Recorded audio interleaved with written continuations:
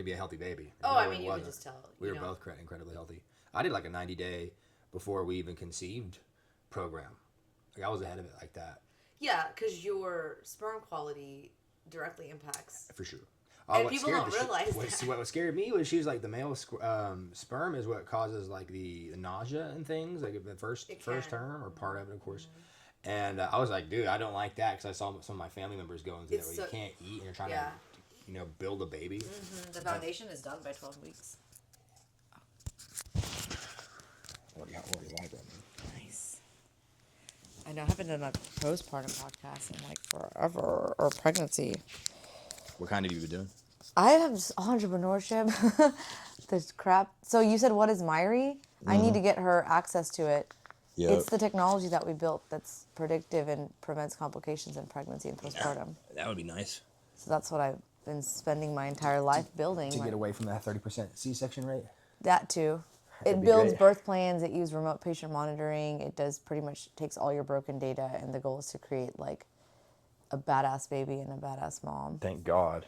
But we now sell, well, it's been difficult in Oklahoma, so all that rural health stuff. You know, when I saw you in, we go to Pawhuska, where'd we go? Yeah, it was Pawhuska. We're trying to tap into taking the funding from the state for the remote health transformation, rural health stuff, because we're bolt-on ready now to work with FQHCs and health systems and health plans. Nice. So we have AI nurses that we use in 77 languages. What? Yeah, we built all that. We're doing some work in Nigeria, some in the Middle East. And Oklahoma is just so behind. I know, we're behind it. They got $223 million for rural health transformation funding, and they have to. CMS is going to ask them what they did with the money by September, and they haven't even deployed it. Yep. So I've been at the Capitol, like, just busting my ass, like trying to be like, okay, this got passed. Trying to work with Oklahoma Healthcare Authority, OSDH, because our product works. Mm-hmm. We sit with EMRs, talk to providers. Anything would be better than whatever we're doing. I'm sorry. That's like, I was like, why am I flying in and out of the state doing stuff in other places of the world, and this state has money, and they don't. It gets distributed in steakhouses and people that. It's a lot of under the table stuff that's been happening with allocation of capital. Who you know, what you know, kind of a thing. Yeah, and that's why our outcomes have remained the same. Yeah, I found it very fascinating for the location that we're in. 48 worst mental health. But we got top 5 in funding for rural health in the nation. Yeah. So $1.3 billion. It's a lot of cash. But we got a lot of problems too. It should be somewhat solvable with that. I'm trying to go up with trying to fight it on the uphill battle, but we'll see what happens in Oklahoma. I'm a believer. Yeah, we just got to get the people. I'm trying to do more of a grassroots and just empowering the individuals. Because you can. I mean, I think what you're doing is we need much more of that. Many more of those. Yeah, it's hard for me to, the politicians and such. I haven't got to that level in my life. I don't know. It's a choice that you end up making. You're like. Yeah. Yeah, I just come from a small town or smaller background of like, hey, we should be able to. There's stuff right here, and there's people right here. Why can I not take this stuff right here and give it to the people right here? I'm like so we're full digital health tech, right? SaaS business, but like take a 50 feet view back, and that's my whole thing is like, screw your PDF with a pyramid that shows you carb, fat, protein. We're so advanced that like I know how your mental health is by your voice biomarker. Like a woman can start talking in her language, and we're extracting biomarkers from her voice to identify if there's a mental health issue. That's awesome. So like there's other partners like Kintsugi is a platform that has like peer-reviewed literature. So are we on right now? Yeah. Okay, good. Peer-reviewed literature where they leverage voice biomarkers to identify if there's a mental health issue. I can see this both in my own self and also in my patients. I feel like as a psychiatrist, you're learning to do this sort of real time, and a lot of it is unconscious.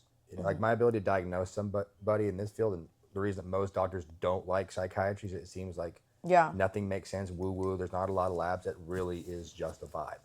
It really is. It really is. And it's hard to be like, there's no LDL associated with this. You know what I mean? I can't diagnose it. The only thing you can do is put yourself in front of thousands of people. Yeah. And assess and just work with them, assess them over time, and then you can start to track this is this, this is that. So probably towards the end of residency, I got to where I could walk into a room and look at the person and hear them talk about, you're not going to kill yourself, right? Wow. And then by the end of a conversation, I could tell you if they actually heard me and we're going to make the change or not. Yeah. Yeah. And that's the indicator that I was following, because like the little paperwork and the documentation. It's for a joke. I lied on psychiatry all is of a mine. Nightmare. I lied on it. Yeah, doesn't everybody? Does it everybody? Because you don't want them to do a psych consult in the hospital when you're. Well, no, they asked me while I was in the hospital. Yeah. The piece of paper, right? After at Urgent, here I am with a laptop. I had just started building Myri. And I looked at the paper and I was like, have I cried in the last? Yeah, probably, because I just gave birth to him unmedicated again. You know, and like, do you feel this? And I was like, too early for these questions. I'm just going to answer them so they stop bothering me. Yeah, check. And then that 6-week appointment is a joke. It's an average 11-minute appointment. People go into it thinking, oh my gosh, everything is going to get figured out. I'm going to get cleared for workouts, you know? And that clearance is not really a clearance. Like, you should be proactively doing recovery work, like breath work, slowly recovering gently your pelvic floor. Not because you're a sheep. Like, how did you have labor? Was it a first, second, third degree tear? Was there a episiotomy? If you got cut up, was there a C-section? But instead of being like, here's a piece of paper, what's your mental health like? Lied on that thing too. Did you cry? Probably in the closet, like when I couldn't make milk, or probably like. And then also how subjective, time related. Because I've had some people, it's like, well, I wake up feeling good, but by the end of the day, now I'm probably borderline suicide. Depends on the time of day if you're postpartum. Like, you've gone through the most significant chemical and hormone change in your life. Freaking ADHD tests. I was like, Yes. if you're underslept and take those, everybody's going to score positive for ADHD. Yeah. But and then everyone is sleepless, and now everyone's thinking that they have ADHD. It's the craziest. It's the time of day, like, and so yeah, like those things are just you lie on them, and so there's other ways that you can leverage, and even the platforms that they do mental health identification well through voice. They've used clinicians, like hundreds and thousands of clinicians have evaluated the platform. So Myri doesn't diagnose that, right? It's like uses other kind of licenses and biomarkers, but we're doing our own research for our own as well. So. Yeah, I'd love to see that. Is there an individual app for that? There is an individual app for that, like the actual one for mental health. Yeah, that platform exists in itself. There's several mental health. I've been getting singing lessons on Saturdays, and and you can literally tell when you start to get anxious or pressed, how you sing is not good, versus whenever you're in your natural slow pace voice. I can tell that from like a life experience, because I used to sing in all-state choir. Let's go. So every time I would you knew that the audition voice was different than the normal voice. The pressure's on. Yes, because it was like a German song in front of a black like panel, and then there were judges behind it. So you're always, and it started on like 15 seconds and you ended at 60. And so you were always nervous. Right. It's hard to perform underneath white lights and a crowd. Yeah. But also, we listened to this one, it was a TED Talk talking about birthing. Okay. About how much, like how intricate of a process it is, and how rested and relaxed that you need to be, and like have your own environment. Now all of a sudden we have you being stared at by, 10, 15 people on a shift coming through, knocking, waking you up through all hours of the night and examining you, poking and prodding. That kind of stresses the individual and makes it a little bit difficult. Not a little bit, a lot of it. Because I was forced to labor in a hospital, because that was the year that they got rid of, like, my doula was barely welcome. I had to fight to have my doula with me. Wow. And if I didn't have my doula, I would not have had the same birthing experience or postpartum immediate experience. So I was like... What'd she do for you? So at the beginning, I didn't know how to spell the word doula.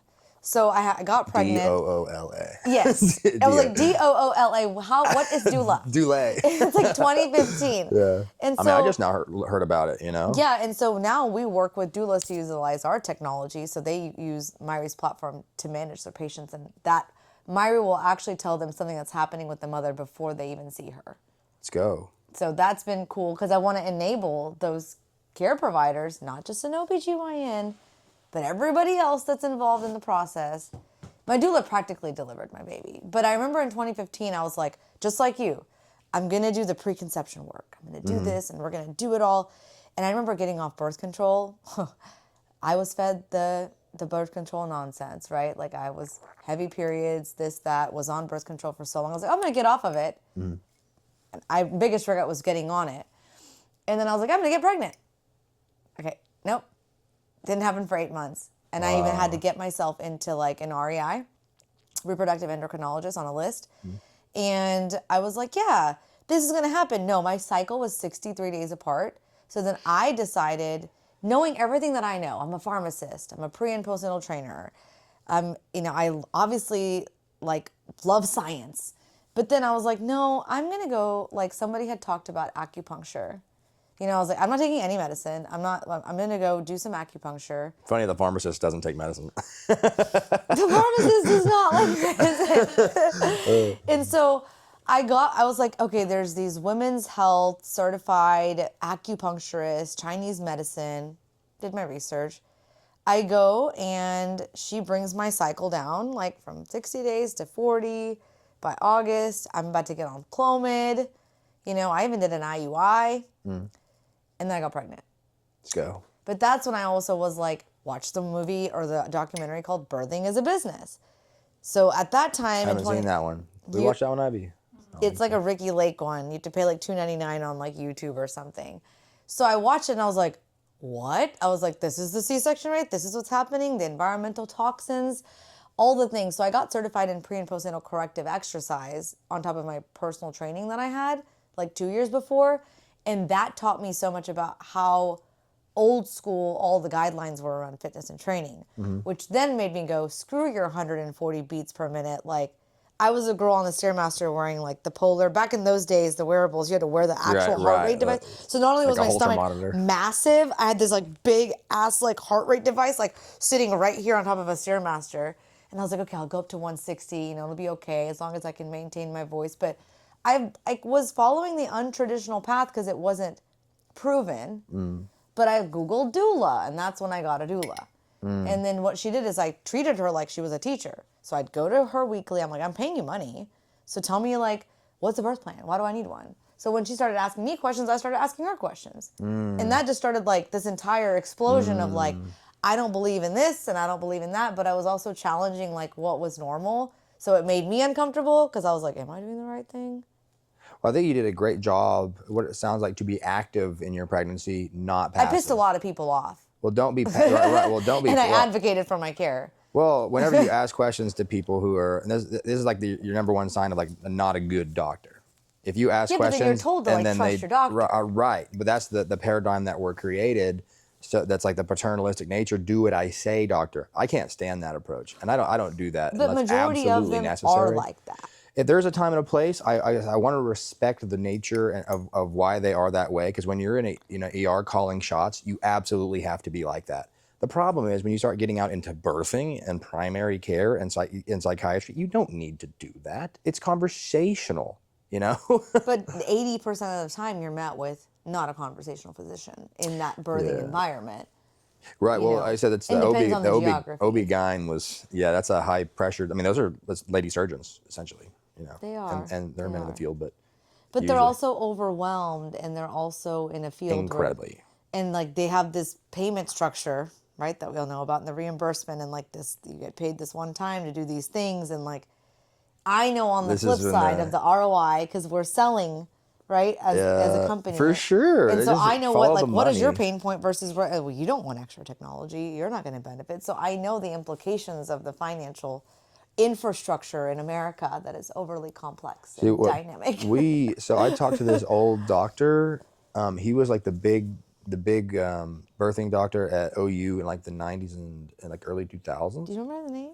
Dr. Taylor. Might have been a little bit earlier than that. I've never heard of him. He's quite he's an older guy. Okay. He's like 80 something. Okay, I never heard of him. But he said he was one who's like pioneered like water births in Oklahoma at the hospital. And essentially his C-section rate was like 3%. What? Yeah. He was really good at it. Yeah. But sure enough, he started receiving pushback from the hospital and eventually got ousted.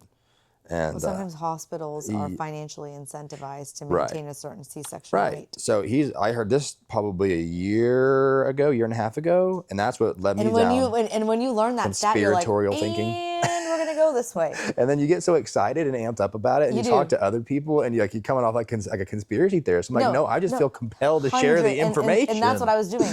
And I started doing that on social media. Like a year when I had Karishma, I felt like I got whiplash. Like I was like, I just learned so much, and I just went through so much, and I just got gaslit 70 times in my last 10 weeks of pregnancy. Yeah. Like, don't poke, don't prod, don't strip my membrane. Like, I don't want to know how many centimeters I'm dilated. Like, don't touch me. Right. Like, you're going to activate a cascade that I'm not ready for. So there was a lot that I learned from that process. And that's, like you said, it's like you start questioning everything and then you can feel compelled to share the information. And that's what kind of happened in 2016 for Yeah, me. yeah. Also, I think the skill set that you have is that you're an active learner. So I think this is where I think a lot of women would, they take more of a back seat, because it's very hard. You're trained in, pharmacy. So like that sort of like, hey, let's ask questions and be more aggressive. Yeah. Most, at least a lot of women are probably gonna be, oh, we can trust them. And that's how you get got, unfortunately. But that right there is almost almost happened to me, because here I am, pharmacist, but guess what? And I have access to stuff. I don't know everything, and I'm sure as hell scared. But when I walk into a provider's office, pregnancy puts you in a very vulnerable state.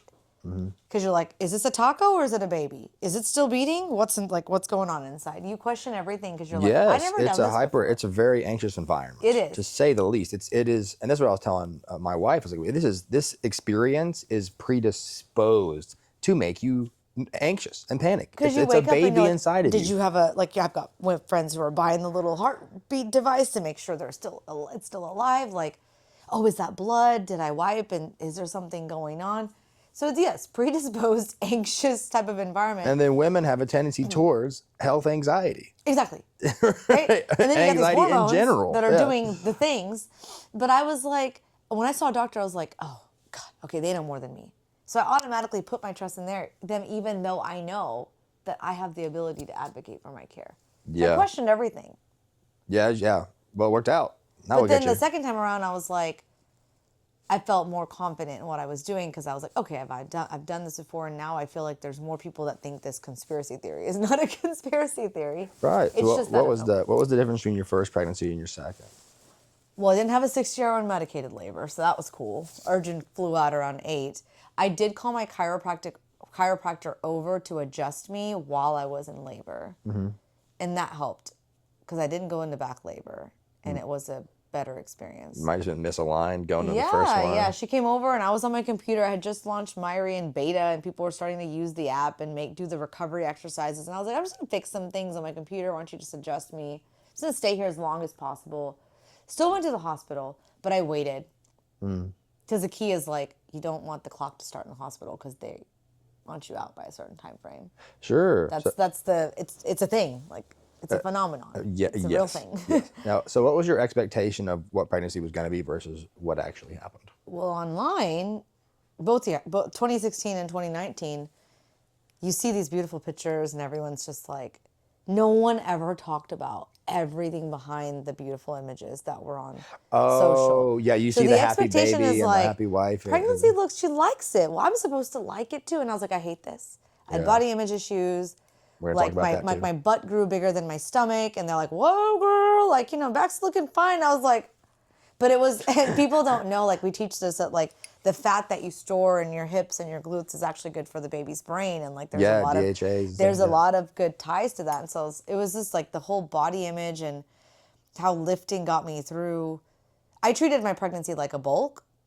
So I tracked my macros and I trained 6 days a week. Nice. And so I was like, I'm going to gain muscle. And when I did, like postpartum, I didn't lose the last 10 pounds for a while. But when I finally like stopped nursing and cut, I was like, oh my God, I built so much muscle. And I was like, thank God. But it was babe. But you have to be patient enough to like get through the things and be a little thicker and eat the food and just like suck it up. And then eventually when you've stopped nursing, because prolactin is what you have when you're lactating, pro milk. That same hormone inhibits fat loss. There's a pathway. See, you're not going to get shreddy even if you're nursing at the very end. Like, it's a little bit of time. Sure. How much time are we talking? I mean, I think I gained 32 pounds both pregnancies, and I trained 6 days a week and tracked my macros. So I was just that girl. I was always going to gain at least 35 pounds. Probably lost all of it except 10 by weeks like 12. I didn't really rush. But I mean, I had visible. So 3 months. First time around, like I had visible. My obliques, everything was like pretty visible because I had been training. But then by the time, I mean, I was probably 5 pounds off, and by the time I cut off my supply, it was gone. I was like, but I'm also turning 40 in less than 2 weeks, and that was like I had Crush when I was 30, so like I had more muscle mass then than I have now because I'm a startup founder and I'm not training as heavily right now or just as frequently. But also the drive and the need. So I feel like when we're young, the urge to be, in crazy good shape is just higher. Well, no, for me now it's higher because I'm about to be 40. Oh, nice. But for me, it's just been my whole, like, my entrepreneurship life has taken over more than, like, I'm not proud of it, but I've deprioritized. I guess it it's depends just, on one's depends on the reasonings for season. being fit. But yeah, like pregnancy, I followed accounts that I was like, wait a minute, like she's an athlete. So I started following the ones that I was like, wait, at the time the data was not super compelling where it was like, even now, and it's not compelling because women weren't included in studies until 1993. So it's like the world's fault. But there wasn't enough data, but I just was like, this feels right. And what I'm doing makes a lot of sense through my pre and postnatal curriculum. And it taught me things like toxins and environmental stressors. And like I became more and more aware of the skincare I was putting on my body because skin is the largest organ. And I was like, everything impacts this child. I turned into like full hippie mode. Like less is more. Yeah. No nail polish, no hair coloring. Natural fibers. Everything. Yeah, I didn't do anything. It's crazy what can get in your system. Yes. I wouldn't color my hair. I wouldn't put nail polish on. I was just like, no. Yeah, so we were already somewhat pre-existing hippies, so that worked out. Yeah, and I cut it out even more. People don't realize that. And so but pregnancy, I just assumed that it was like, that's what it was like. And then postpartum, I had no idea. And I thought I knew everything. I was like, yeah, I'll figure it out. Like people have been doing this for like hundreds and hundreds of years. Since the dawn of time. Yeah. But the second time around, I was like, okay, I feel more confident. I know I don't like breastfeeding. I know I'm really not going to sleep. You're ready for it. I thought I was, but then you get a different kind of baby. He was like mama's boy, sweet as hell. And I never thought that was a different experience. But then he also, I thought, had a tongue tie. And so that stressed me out a lot. Mm-hmm. And the doula would come over and she would like weigh him and things that your doctor would never do. Like my doula came over literally 2 days later and was like, how are you? And I was like, well, this is what my nipple looks like. Yeah. And I'm dying. Yes. Yes. And I was like, and I'm bleeding this. everywhere. Yeah. And I was like, I'm bleeding everywhere. And I was like, I'm sweating. And so like what they teach you in the hospital of how to nurse a baby while you're half asleep and potentially medicated, right? Is not the same when you're in your rocking chair at home. And you're like, they told me about a football. Like, how does this work? Yeah. So the second time around, I felt more confident, but it was a different type of baby during a pandemic. So what would you tell that sounds wild. What would you tell a mother? Let's see, Ivy, you are what, 2 weeks out? 3 weeks. 3 weeks. So 3 weeks out, that inflection point, what advice do you have there? Because she has not started working out yet. And this would be a good question too. We're going to start Myri tomorrow then. Yeah, so Myri has science-backed exercises that are like 3 to 5 minutes for just like engaging your deep core musculature. Because people always go, 6 weeks, cleared, let's do like everything. And I'm like, at 6 weeks, you should have already been engaging your transverse abdominis, your deepest core musculature, so you're not like, you're strengthening your pelvic floor. And your abs actually come back a lot. Like there is a very scientific approach in how, like, I don't do a single crunch and I had like a full abdominal structure that you could see. Nice. But it was because of the deep, boring work that I was doing. But yeah, a 3-week postpartum suggestion or recommendation would just be like, you're still not through the thick of it. Like it's still going to be, it's a marathon. For sure. Not a sprint. Yeah. And it's like, just whenever they do say sleep when the baby sleeps, like actually do that. During the day too. During the day too. Because you want to fight. Because I'll have free time. I'll have me time. Yeah. So then you want to stay up. I was like, go to bed. Yeah, sleep is just so key. But you're like, make sure even at 3 weeks. People say baby blues. 80% of women get baby blues in the first 2 weeks. Mm-hmm. But like being really cognizant as a partner even. Like in Myri, it was a big deal for us to prioritize something for men of what they see as a partner. There definitely needs to be more information on that too. So we have that. We're building that where it's like they have their own community. Went on YouTube. There's like nothing. There's Spotify, nothing. Yeah. There's a bunch of just we started dad, building our platform. dad advice that was just like, garbage. Like men join when they have their babies around the same time frame, so they already know what to expect in their partners and what to see, but they also have their own community where they're like, because you're the one that's outside looking into her, and she's sitting in her own mind, processing her own thoughts, which are not generally that safe sometimes for us when we're, not only are we supposed to take care of ourselves, but we're going through the craziest hormonal change of our lives. Yes. And we're supposed to keep another human being alive. That's pretty wild. So if it has like a fever, you're like, oh gosh. Anything small is magnified. Everything is magnified. Now, I think the major benefit I had, or we had going through this, was honestly to be a psychiatrist and to understand how the mind works was probably a major benefactor. It's like, hey, just stay calm and stay in faith. Your body has been doing that. Yeah. And just to have that, we practice that just all day, every day. So like I said, she has the benefit of being married to a psychiatrist. She does have a benefit because psychologically, like don't freak out. Like, you're going to want to freak out. Don't do it. Yeah. And then breathing techniques and teaching her to relax her nervous system. I did massage for her pretty much throughout the entirety of her pregnancy. Did she give birth here? Mm-hmm. And then her contractions would be like horrific if I was not there, like cuddling. And it somewhat makes sense because Pitocin, right? Oxytocin. Well, what if I were there? You're literally giving them natural oxytocin to help facilitate support. Right. Yeah. So I would leave for a little bit to go, do stuff. Obviously, we're both entrepreneurs. So I was like, okay, this is going to be a while. I'm going to go knock out some work real quick and come back. And the contractions just get way worse. They get way So worse. then I was like, well, let me just stay here. Birth, and yes. So I'm just going to stay and hang out and do everything I possibly can just to be in a supportive role. And that drastically increased it because she was still 30 hours. I think if I wouldn't have been there at all, it probably would have been like a 40, 50, 60. No, for sure. Because if you don't progress, it is what it is. But yeah, I feel like that's a really good benefit that you're a psychiatrist on the outside looking in, because you're in the medical space, so you know. But nothing can really prepare you to be in that mind, and just like you don't. Every day is kind of new. I think giving yourself grace, because then like comparison is a thief of joy. Like I would remember, I'd be like, well, they're doing this and they did this, and Karishma was. I always joked. I said she hated oxygen because, like, if I put her in the car seat, game over. If I put her in a carrier, game over. If I wanted to go for a walk and push her in a stroller, didn't like it. And I was like, didn't like a bottle. So I was just like, do I just sit here all day long in this rocking chair? Is this my life? And it's really easy to spiral. For sure, especially for someone like you. I was like, I just want to go run. Fitness is it's not like a big part of your mental health. Yeah, I just wanted to go for a run. I remember identity, all of that gets. Yeah. I was like, I don't even care if I can run fast. Like, it's like my breasts were so massive. There was always milk in them. And I was just not comfortable in my body. And I was like, I just want to go outside of the door and go around the neighborhood because it's 0.8 miles. I want to do that 3 times. So I'd put her down. I have Bhavesh watch her. And I had so much anxiety that I would run one time. I would come back in. I'd look at her. And then I'd run again, come back in like Lil Wayne's playing. I'd look at her. Right. And I go again. I'm like, what was she going to do? Right. She was just going to cry. And I'd be like, is she okay? Is she okay?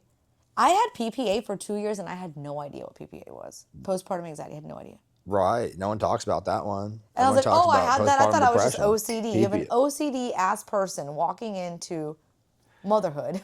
Right. Which is like another situation. Yes, it is. It is. Like faith first, fear last. Nervous system regulation is hot on the internet right now. So at the core of that is, do we believe that we are safe or do we believe that we are not safe? And if we start to go down that path of we are not safe, and like I say, my profession, I can literally watch somebody start to develop illness anxiety and then can interject and intercede and stomp it out. And I've also experienced that in my life where, like, say I used to get heart flutters or something, things in medical school. I had a tremendous amount of anxiety, obviously, and then no gut health. And then they put me on Adderall. When was this? This would have been 2016, 17. So you got your MD from OU. Uh-huh. And then you did residency for psychiatry. Mm-hmm. For how long? 3 years? How long was the program? I did 2, yeah. And then you're a psychiatrist. Mm-hmm. But you didn't work as one. I did the residency training program for psychiatry, and then about 2 years deep, where I learned that you can get your medical license after finishing just intern year. And I started doing the math of like, well, what am I doing here then? That was part of it. And the second thing was that both of my, I had some family issues Right. that had But you unfolded. didn't finish. Like you can practice as a psychiatrist. I have a medical license, Okay, yes. got it. Yeah, Okay. medical licensure is going to be your most important thing. Yeah. Now, and then a lot of the older doctors I talked to said, yeah, you don't have to be board certified unless you just want to, But especially your if you're path in was the not linear. Not at all. Yeah, no, not at all. And you're like, this is not working. Like the way that we're I did not want to be affiliated with the board of psychiatry. I'll put it that way. Whenever during COVID was during my training, and I remember. was so upset because all we're doing is throwing these people on pills, isolating people. No one's talking about nutrition, and no one seemed to care besides me on how we can actually help. But there's a lot of human people being. like you, not in Oklahoma. It was very frustrating. Well, this was in North Carolina. Oh, North Carolina. Yeah, this But is there's more and more of this is an approach elite now. academic institution. You know, Yeah. this is Wake Forest. So this is like the Harvard of the South, the academic triad of Duke, NC Chapel Hill, and that's so and Wake frustrating. Forest. So like this is supposed to be one of the best level one hospitals, and it just I kind of realized that essentially all of them are somewhat like that. Talk to some other people in psychiatry. I was like, dude, this is terrible. Yeah. So then I started asking the questions. I was like, well, is this what I want to do with my life? Mm-hmm. And the answer is absolutely not. Absolutely not. If I can go, so I did the extra training to get my lifestyle medicine, get a certification in that, which is everything evidence-based and proven on how do we create the best lifestyle around you that if you live it will heal you. And whenever I started diving into, say, brain health practices, most of what we're seeing as like mental illness is just an unhealthy brain that does not have what it needs to function properly. The same way that if your liver doesn't have what it needs to function properly, there's gonna be all kinds of downstream effects.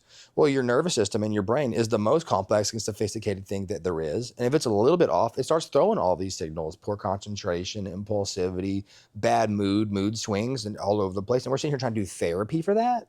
I was like, that's not what you need. Like, we need to fix your literal brain. Yeah. And your same gut thing with these biome. medications. And we're going to throw a bunch of like serotonergics in your system with SSRIs and think we're going to fix this problem was, to me, It is insanity. Mind you, like I said, my undergrad was in biology. I was summa cum laude. I crushed that. Like that was my favorite thing, is understanding how these systems work at a very deep level. And what was so weird to me, because like my undergrad is in biology, I understood all of that. And then when I got to medical school and residency, started learning about health practices and medical practices, I was like, this doesn't line up with the freaking biology. No, it doesn't. So during COVID, when they were trying to give me the vaccine after I had just gotten COVID, and I was like, no. The vaccine after having COVID? I had already had COVID, and they're like, we need to give you a vaccine. I was like, absolutely not. I was like, I'm not doing that. I just had COVID. I'm not doing that. So that was the other reason I sort of was kind of went at war with the system during that time. And it takes a lot of audacity. It does. Very few people will walk out of that track once you start. Because they were like, Well, you were at this elite institution, right? Yeah. Yeah. And you're like, you know what? Hands up. I'm out. Well, I got pressed on a couple things that made me very upset. Like, because especially as passionate as you are about the, birthing and all the health associated with that. Well, that's how I feel about psychiatry and mental health.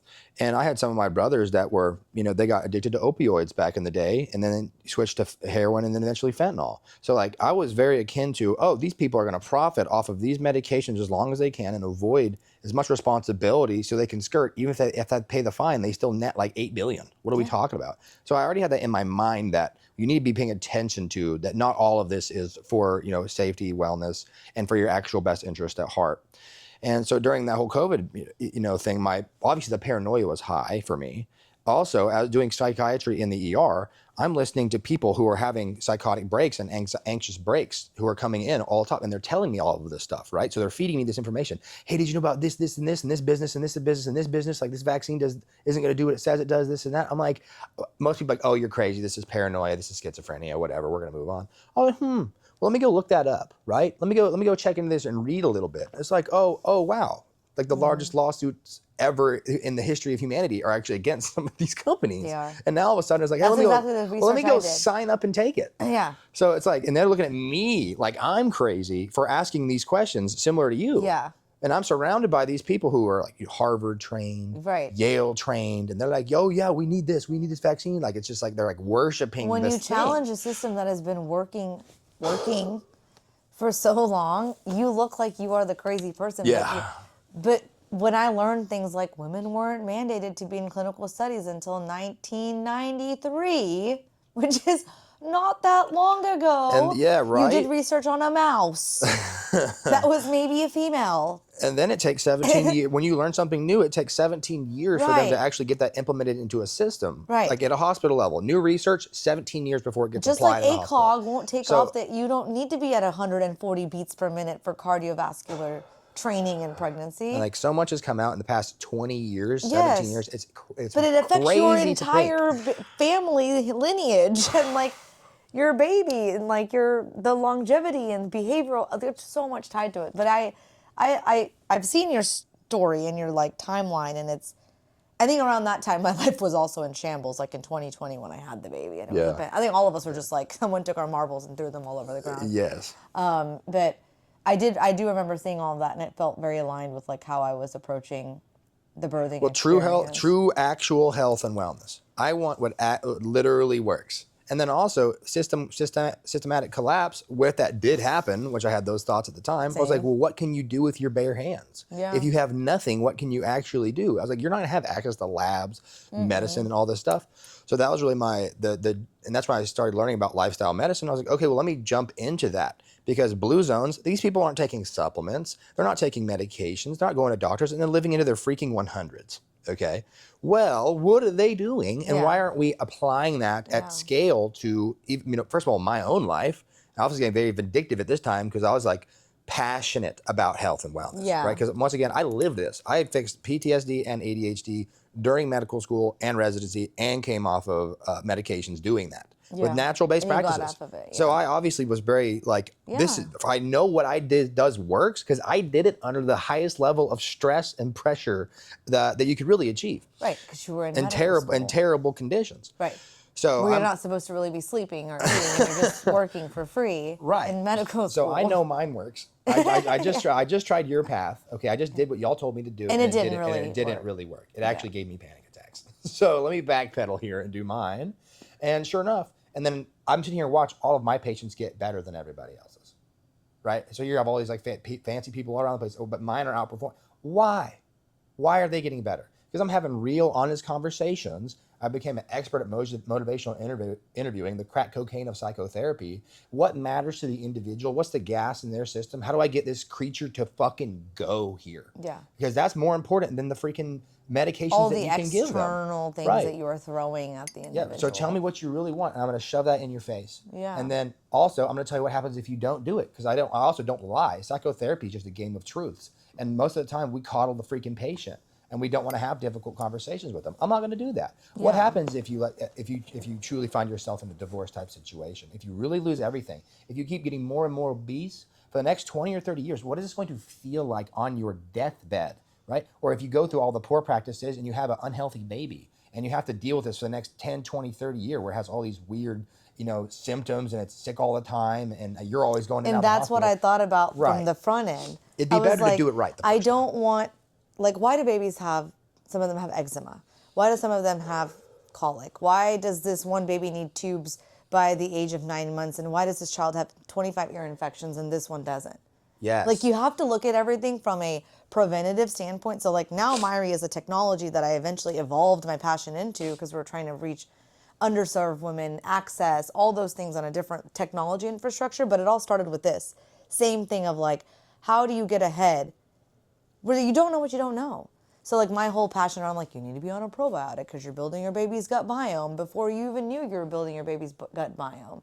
Like, you were building your baby's gut biome before you even, like, had an embryo. You know what I mean? And then, like, that process moves on, and then you're like, by 12 weeks, you may or may not have even seen your OBGYN. Because if you're healthy, they're like, we'll see you at 13 or 14 weeks.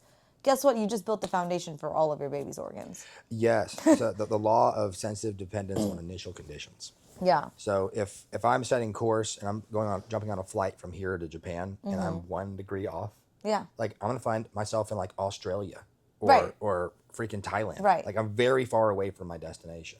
So if we're aiming at the best like health and wellness for ourselves and our children, that's why you need to be like aggressive and on top of all of these things. Yeah. So even It comes off as very aggressive Because you're like, no. And Well, you kind of have to. Like, and then they're coming why? at you with like white coat energy. Yeah, it is literally white coat energy. Like, I am right. Follow my guidelines. Right. This is what I was taught for 30 years. I invested $300,000 into this. I got 4 degrees in my entire life is for you, and now the patient's disobeying me.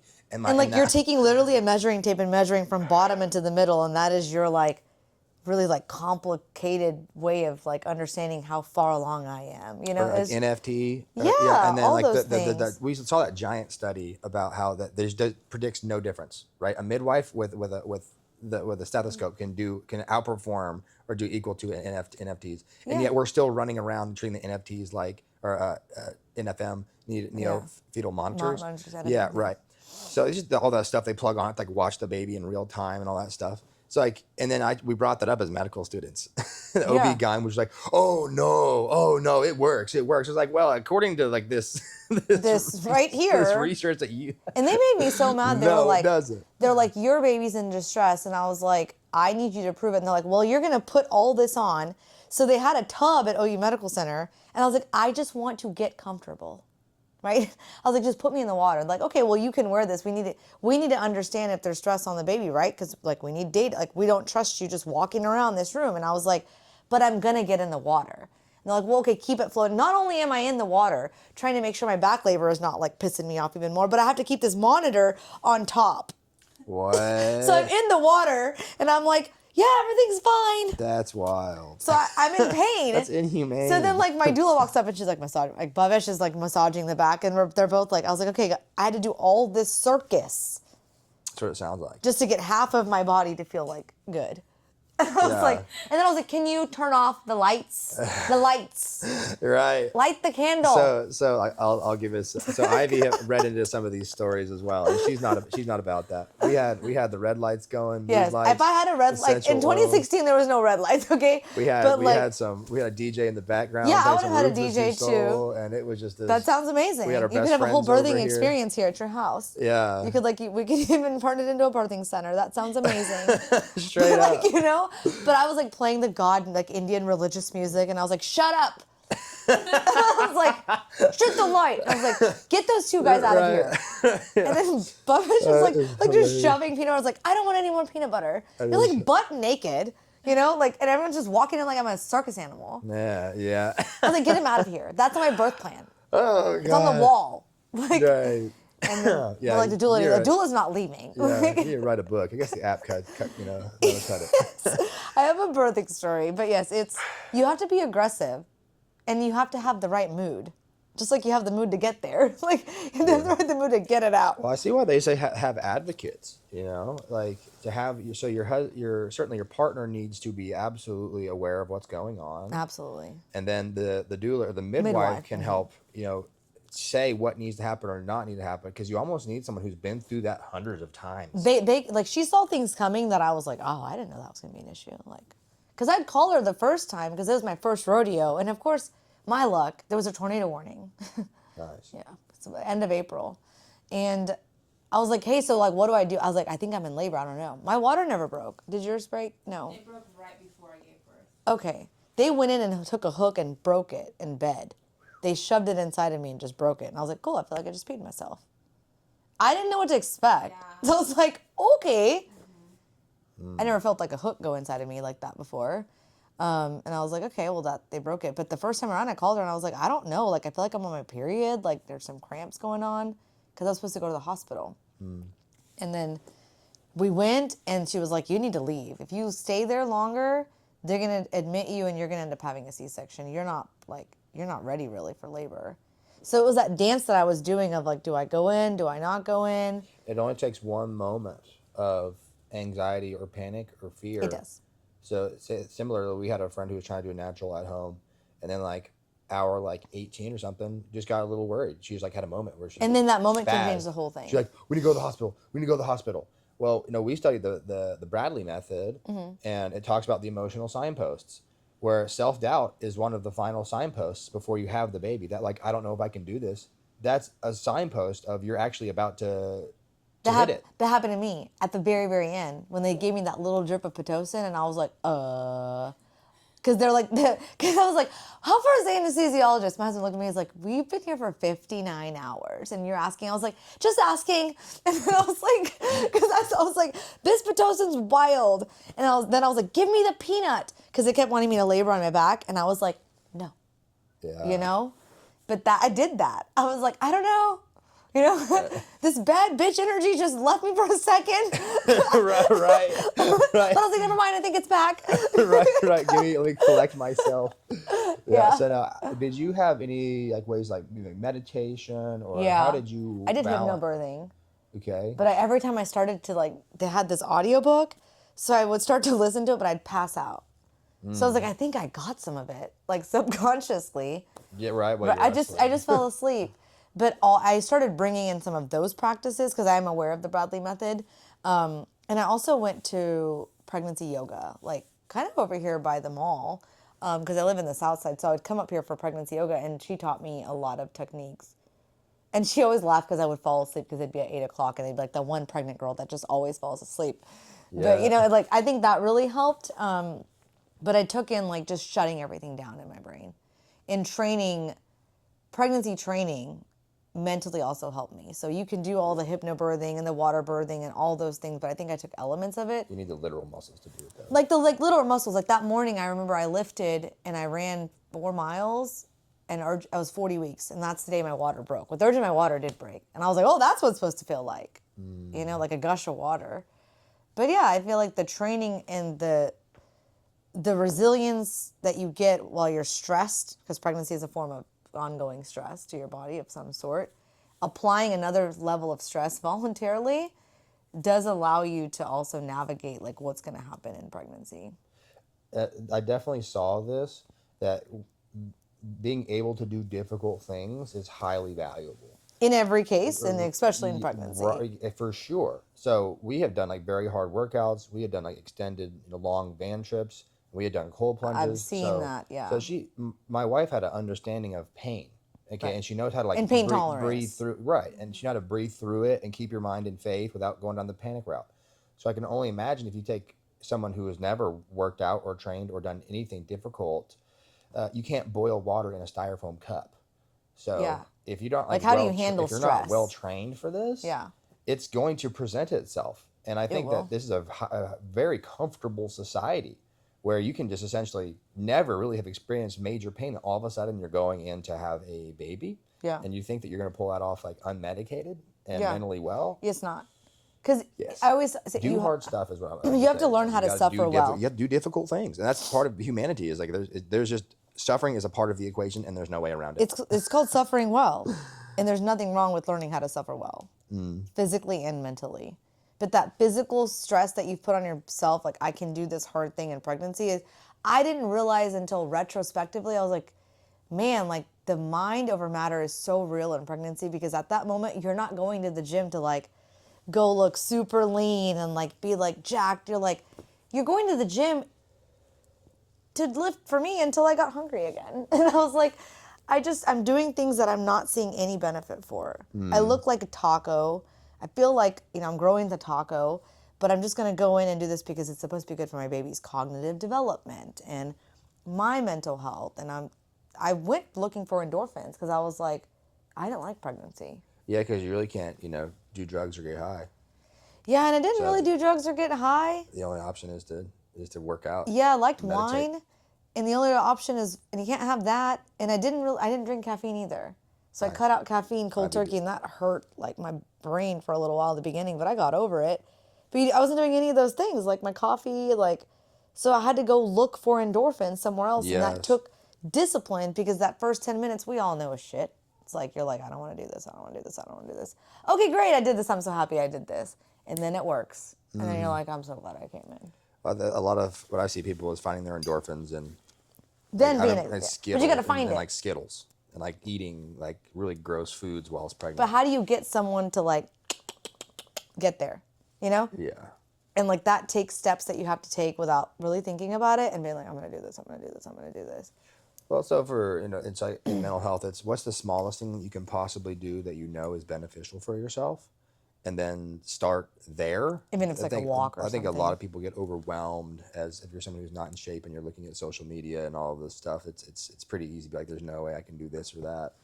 And then, like I said, the weight of here's all how I should be and like here's where I am is a big gradient there, right? So people get overwhelmed by it. But just start with what you can do and do that with the best level of confidence and well-being, and we're eventually going to get there. Yeah. So, and particularly for women like you and Ivy, very fit-oriented individuals. So you're used to like looking and feeling a certain way. So she's like, oh, I feel like I don't look the way that I want to look, It impacts in my you. head and stuff. I was like, babe, you look great. You look. People would tell me I'd look great, and I'm like, okay, whatever. You know what I mean? Right. You just kind of roll your eyes because you're like, you just have this idea. And I don't know. It wasn't for me. I knew, like, the company was called A little bit of body the Snapback dysmorphia. at the time. Terrible name, by the way. Talk about things that you make mistakes on in life. But it was called the Snapback. And then I was like, wait, though, you're not ever going to go back to what you were before. Like, my body was more in shape with my second pregnancy postpartum than it was the first postpartum. More muscle mass, more lean, like muscle. Because muscle's beautiful. Muscle memory is a beautiful thing. And people don't really realize how long it takes to build quality muscle. But I was like, wow, I didn't realize that my body was actually like, I was sculpting something underneath all of this, all of these years. And I just needed to give myself grace. That part right there. I didn't. Yes, is that we have to know this. It sounds like at minimum about a 4-month process. Minimum. Postpartum. So if you have that expectation in your mind, it's very important that you have that little neuroscience trick. Lateral habenula is this little tiny little brain area, but essentially is what sets your expectations. If I think it's going to be new terminology today. yes, Yeah. It's if you think it's going to be great and it's anything less than great, you actually get a decrease in the dopamine and the loss and a deflating experience. If you think it's gonna be great. If you think it's going to so be your great, expectation and is like anything, you ever go to a restaurant, you're like, oh, this place is supposed to be popping, and the steak is good. And then you're like, disappointed. Like, you go to this, So that feeling right there is, we always have control over that, and it's actually a major role in addiction and how to improve from it, is because you're used to getting tremendous amounts of dopamines and highs. So your dopamine systems are a little bit off. Well, what's the path? The path is surrendering the outcome and then doing your best in the present moment. So if I let go of what I think or feel that it should be, that gives me access to right here, right now, in this present moment. And then, okay, what is the best I can currently do? As long as you're always doing that, first of all, it feels infinitely better. There's no deflating effect. And it's also the path to you having the best long-term strategy. So you'll get better outcomes by doing that. It's just hard to tell people to live and to think that way when our entire life we've been taught to compare and to operate off of metrics or grades or production at work. So we're transitioning away from human doing into human being, and you can certainly be both. You do better when you're a human being. Yeah, for sure. That makes a lot of sense. Been a great conversation, Pinky. Any closing points? I don't want to keep you. I know you're a very busy person. You got 87 different things. You have any mental health questions for what it's like being a guy going through the pregnancy process? That's my question. What is the one thing that you collaborate on this too, by the didn't? way, Yeah. What is one thing you expected would happen in her pregnancy journey from the outside looking in that you're like, oh, that's not how I thought it was going to go down? Like, that's 9 months that you were like, that's what you expected a pregnancy was going to be like, and birthing. The contractions are a lot more powerful than what I thought they were going to be, because in the movie, it's like in the movies and stuff, it's always like the frequency is like intense. It's fast. Like, this was not fast. No, This I felt very the same way. slow It's very pace. like, oh, here comes another one, and you're like, okay, and you ride the wave, right? This but is the a wave 2-day is experience essentially. Yeah. So like if I would tell pace, instead of thinking sprint, because they have It's a marathon. The imagery and culture is sprint. Get him to the hospital. Go, go, go, go, go. It's on its way. It's on its way. No. And Every movie especially- shows it like that, yeah. Right. So especially not if you take a slower pace like what we did. Yeah. Is I did a job of creating the nest and landing area. I've been thinking about that essentially weeks to months to years before it actually happened. Where I was like, okay, we need to make sure we have a very strong community, because if you don't have like people coming over, you're not going to be able to go out and get like the dopamine from hanging out with people or going. You're not going to get that. Being inside, and this is a beautiful time to have a baby. It's spring. We lucked out.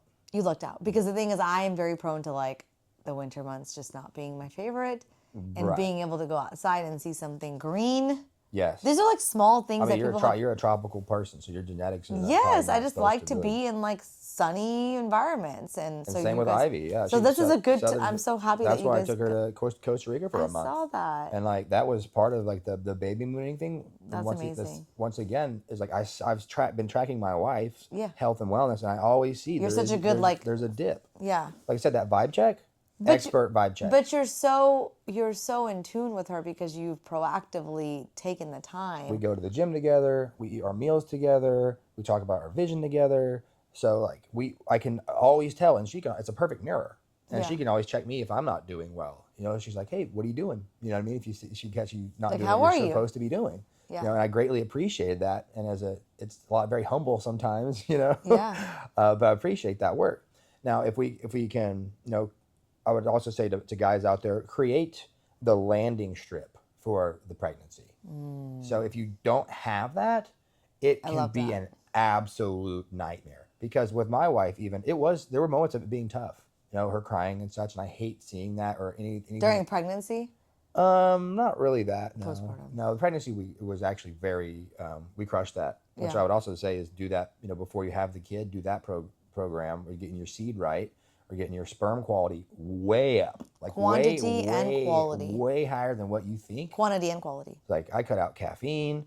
Alcohol. We were going on trips. I was trying to get as many vacations as possible. And during the whole birthing experience or the pregnancy, we were still going to shows. We were dancing, trying to get the best food into us. I was like, we want to charge up maximum positive And rest. experiences. Yes, we did a lot of meditations. We did a ton of yoga, and acro yoga saved us. Yeah. Oh. So being able to float her and let her Acro decompress. yoga. Well, I would hold her up by her legs upside down, so that way she could decompress her spine and everything. And then we were doing essentially weekly to every other week massages. So I know that sounds like a lot to somebody listening. No. But it was a slow build. No, I into mean, that. I did acupuncture, I did massages, I did chiropractic care. I had to keep my oil and changes chiro. going because I was like, I need Webster certified chiro. How am I going to run 5 miles? These knees are kind of a little more jackety than they were at 30 when I got a big old baby coming out of me again. Okay, that's helpful. The landing strip for pregnancy is, that's in postpartum. And then the men need to be on top of their mental health.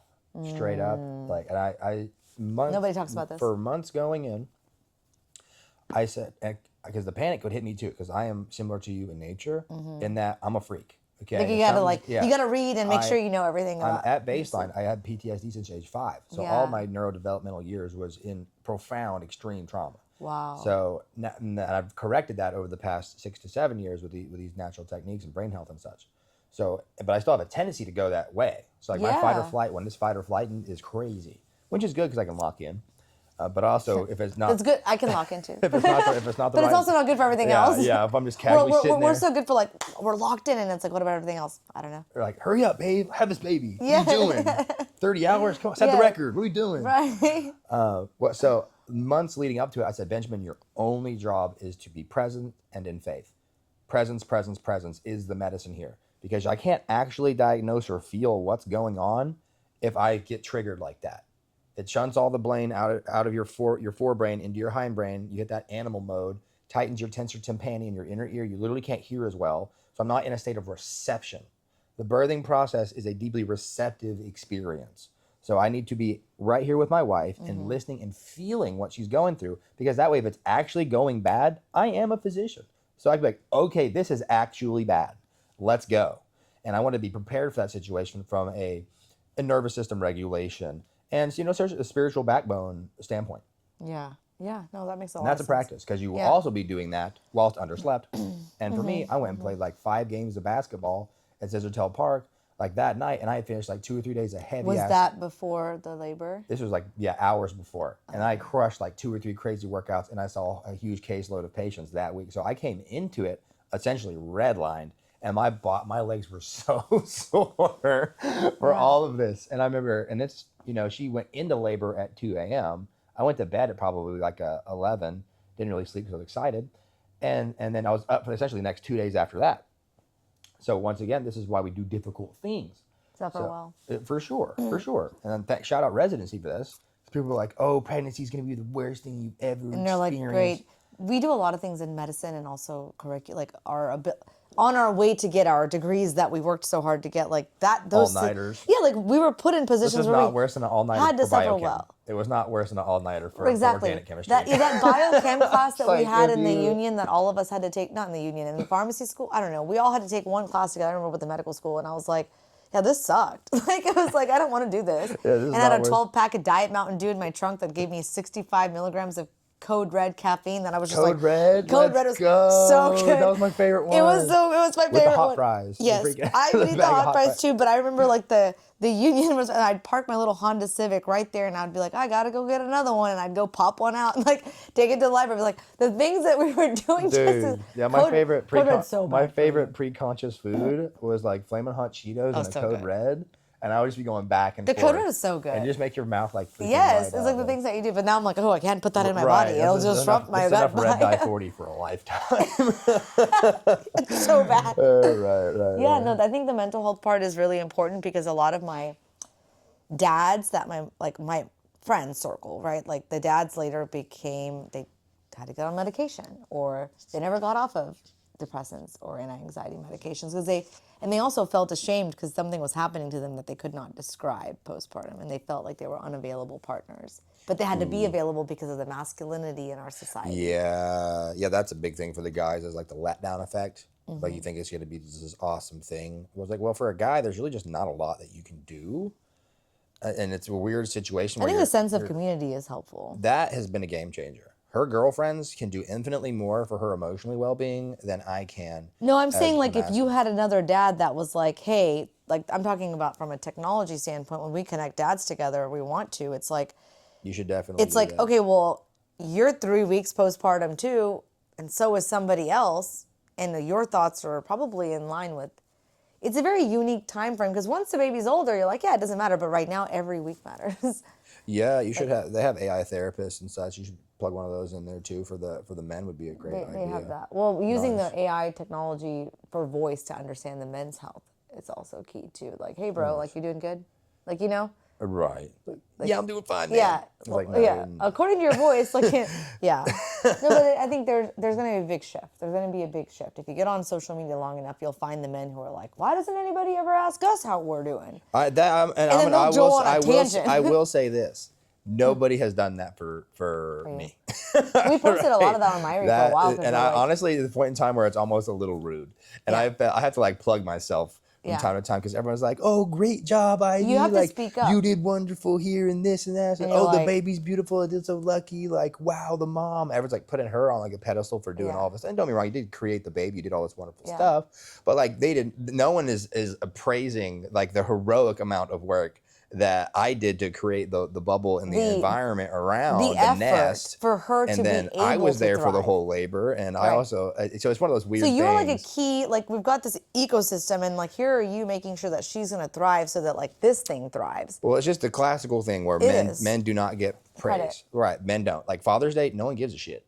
Mother's Yeah. Mm-hmm. Day is like the second biggest holiday in the world. Father's Day, nobody cares. Yeah. And I do think that is the issue is That's that we're shifting we're now, we though. are seen as like, okay, you're only a provider. Well, it's like we know, throw my guy some props because I think like now what that you there's a said, shift, well, though. for sure, I agree. Like there- the it was a parenting little of like bit- our dads weren't as present in this, like my dad never changed a diaper, right? It's like that whole phenomenon and idea, like dads now are like stepping up. It's like Yeah. they're there equally present. Yeah, hyping each other But up. I think that what you're talking about is specifically her health because you are in this like intense postpartum period. Yes. Right? And it's like everything she's been able to do is because you are such a supportive partner is because of your efforts.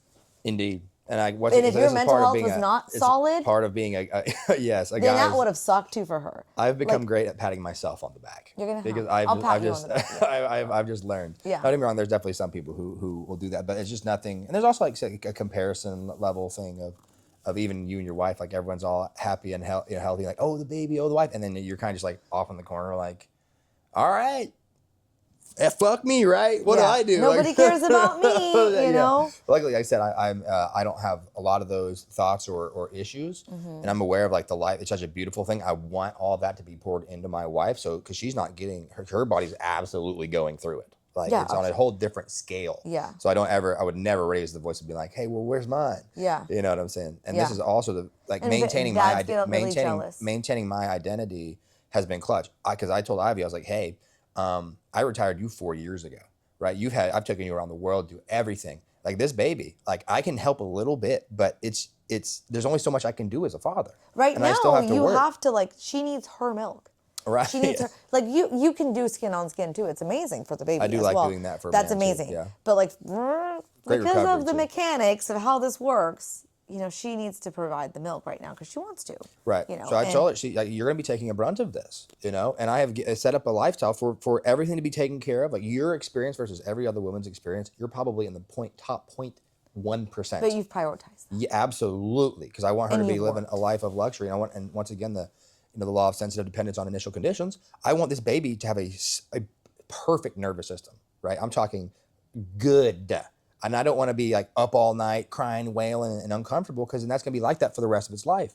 Like I said, I went from PTSD, I went from But normal the to nervous PTSD system back importance to to normal. you is so deeply rooted because of your experiences, and also you know what the system is like. Like you've looked at it, you've worked through it, you said fuck it, wanted to try to break it up, throw it back to them, and then you're like, this is how we're going to do things. Mm-hmm. But you're like, this nervous system is such a big priority to you because of everything you've seen that's happened to you, at you.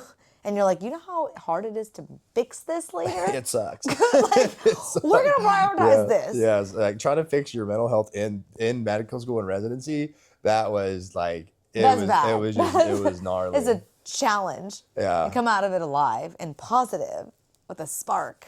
Right. But we're here now, though. I will say it works, though. So hallelujah. Is don't ever give up, and if you put the work in, you get the results. Which is why I like brain health practices. It's the same thing as physical health practices. Like it's just the gym, but for your brain. Yeah. If you do this stuff, you will absolutely get better. I can show you. Like here's the brain scans. Here's the effects of what happens if you start a meditation practice. We'll have a fundamentally different brain in 8 weeks. Gray matter area growth, new pathways, all of that stuff. So whenever I saw that in medical school, is when it clicked for me. And that was actually what got me into psychiatry, but also what got me out of mainstream psychiatry. I was like, I want to know, what is the actual brain like doing? What are we doing to facilitate it instead of just mental. And that also shifted me away from like the neurochemical model of like, well, it's stimulus response. What are we stimulating and what are we responding with? If we can keep flooding your life with good stuff. Like I realized early on, I said, Benjamin, you've had a heroic amount of horrific experiences in your life and very few good ones. So the scales are tipped.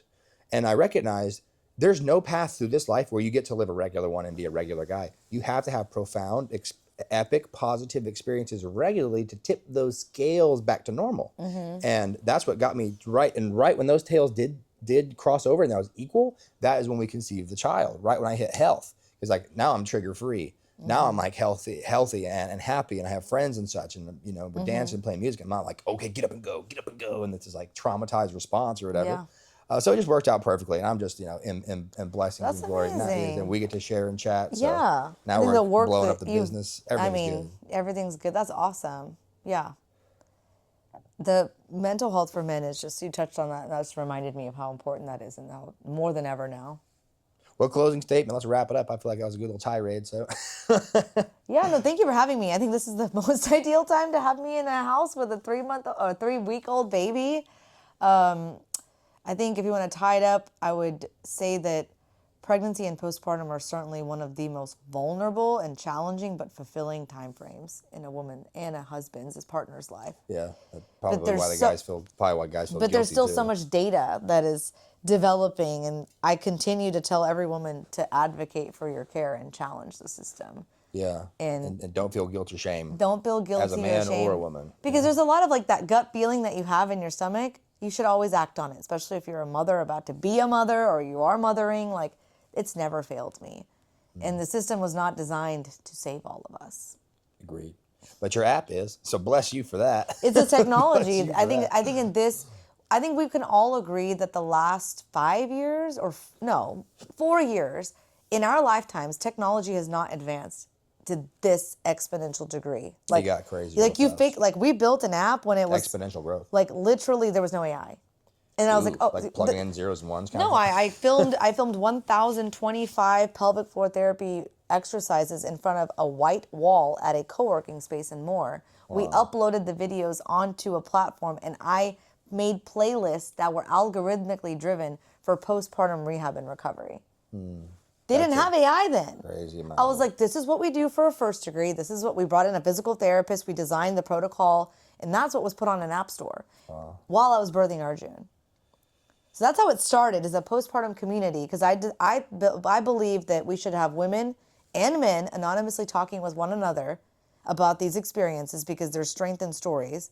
We built the company on the DNA of foundation of community and trust.